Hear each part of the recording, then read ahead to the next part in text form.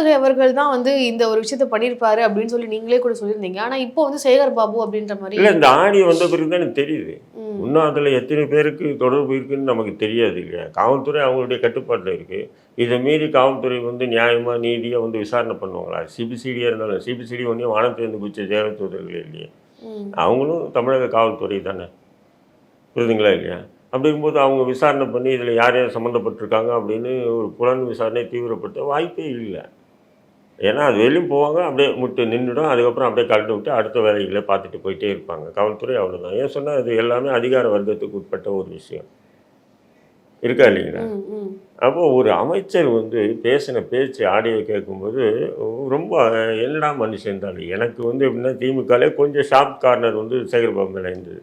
ம். ஏன்னா இன்றைக்கி கூட வந்து ஒரு ஏரியாவில் நம்மளே பார்த்துட்டு இருக்கோம். எங்கள் பகுதி தான் அவர், நான் இருக்கிற வீடு இருக்கக்கூடிய பகுதியில் தான் இருக்கார். ஒரு சின்ன பிரச்சனைனாலும் ஓடி வர்றது, அதை வந்து ஏதோ ஒன்று குண்டு கமெண்ட்டாக செய்கிறது, ஏதோ பெரிய இது செய்யலைன்னா கூட ஓரளவுக்கு உதவி பண்ணுறது.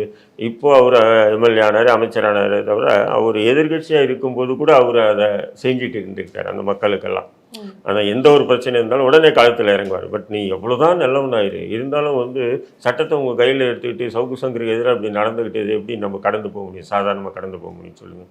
Okay sir. இப்போ இன்னைக்கு அதிமுக சவுக்கு சங்கருக்கு நடந்த மாதிரி நாளைக்கு எனக்கு நடக்கலாம். இன்னும் இந்த மாதிரி சமூக செயற்பாட்டு எல்லாருக்கும் நீங்கள் நடத்தலாம். அப்போ இது ஒரு அரசு பயங்கரவாதம் தானே.